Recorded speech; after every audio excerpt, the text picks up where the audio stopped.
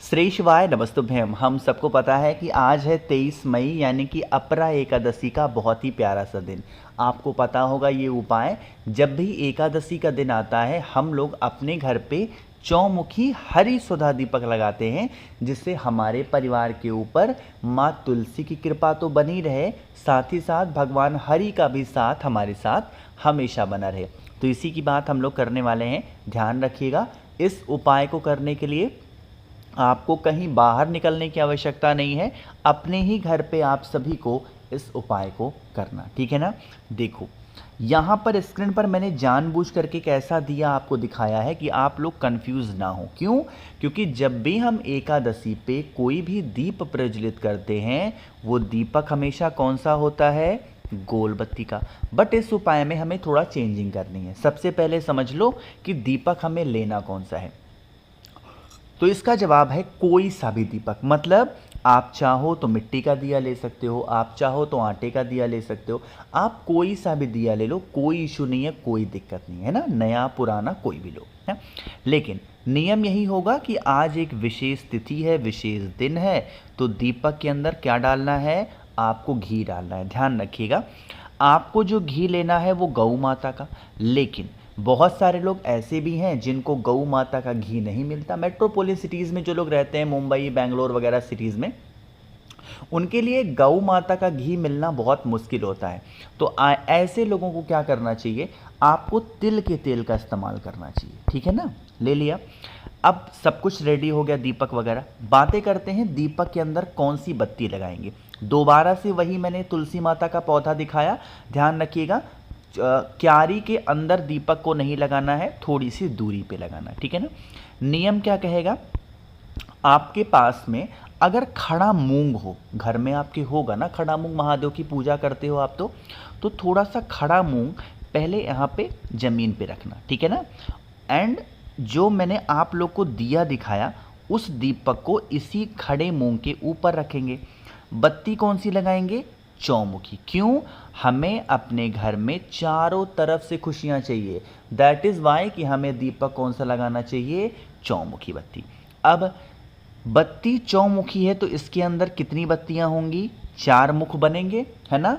ये चारों मुख जब आप प्रज्वलित कर रहे हो, जब ये चारों मुख आप जला रहे हो, एक चीज का ध्यान रखेंगे, चारों मुख जलाते समय ओम नमो भगवते वासुदेवाय, फिर से बोल रहा हूँ, एक बार सुनिएगा।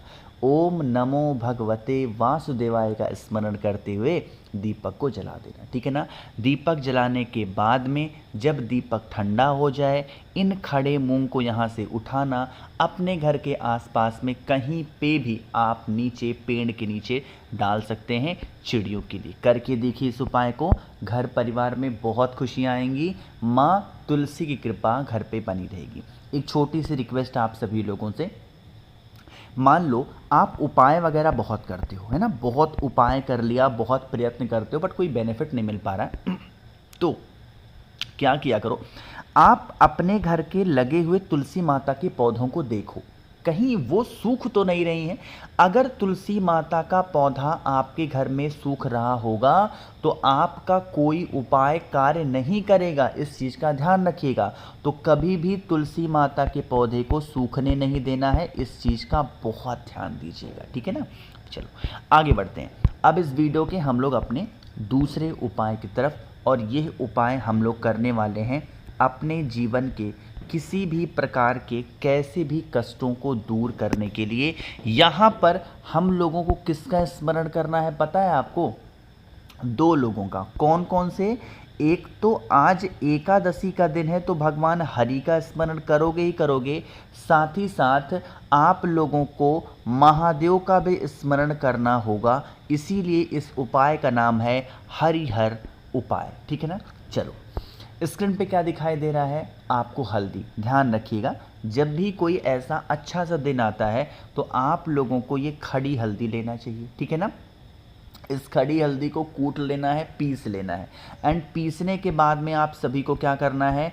इस प्रकार से पाउडर बनाना है। देखो अगर आप आलसी प्रवृत्ति के व्यक्ति हो, है ना, तो मार्केट में मिलता है, ले सकते हो, कोई दिक्कत नहीं है। बट मैं तो कहूँगा कि आप खड़ी हल्दी को पीस के ही उपाय किया करो, तो आपको उसका फल ज़्यादा और अच्छा देखने को मिलता है ना।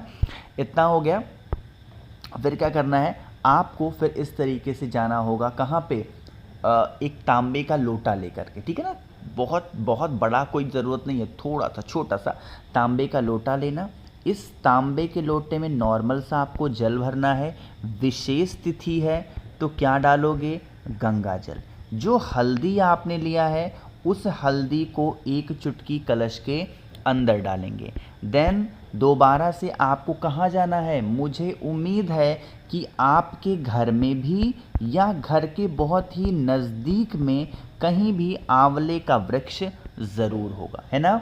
आपको पता होना चाहिए तुलसी माता जो होती हैं भगवान हरि के पूजन से बहुत खुश होती हैं। भगवान हरि का वास माना गया है हमेशा से कहाँ पे, आंवले वृक्ष के नीचे। तो आपको क्या करना है, जो कलश मैंने आप लोग को दिखाया है उस कलश का पूरा जल आपको आंवले वृक्ष के नीचे डाल देना है। नियम सुनिएगा बहुत ही ध्यान से। क्या कहता है नियम, कि जब आप आंवले पेड़ के नीचे डालोगे तो आपको एक चीज़ का ध्यान देना है, फेस हमें हमेशा जब आंवले पेड़ के नीचे पूजन करते हैं तो पूर्व दिशा की तरफ रखना है, यानी कि ईस्ट डायरेक्शन। और पूर्व दिशा की तरफ रख करके आपको वो जल आंवले पेड़ की जड़ में समर्पित करना है। समर्पित करते समय किसका ध्यान करोगे, अरे बताओ भाई, हरि हर महादेव का स्मरण करते हुए अगर आप समर्पित करते हैं, चाहे घर परिवार में फैमिली में आपके कितने भी कष्ट होंगे, संकट होंगे, वो सारे कष्ट खत्म होंगे, ठीक है ना। चलो आगे बढ़ते हैं अब इस वीडियो के हम लोग अपने तीसरे उपाय की तरफ, जो कि आप सभी को किससे करना है, इस प्रकार से करना होगा शमी के पत्तों के साथ। बहुत ही प्यारा सा आसान सा उपाय है, तो समझने की कोशिश करिएगा।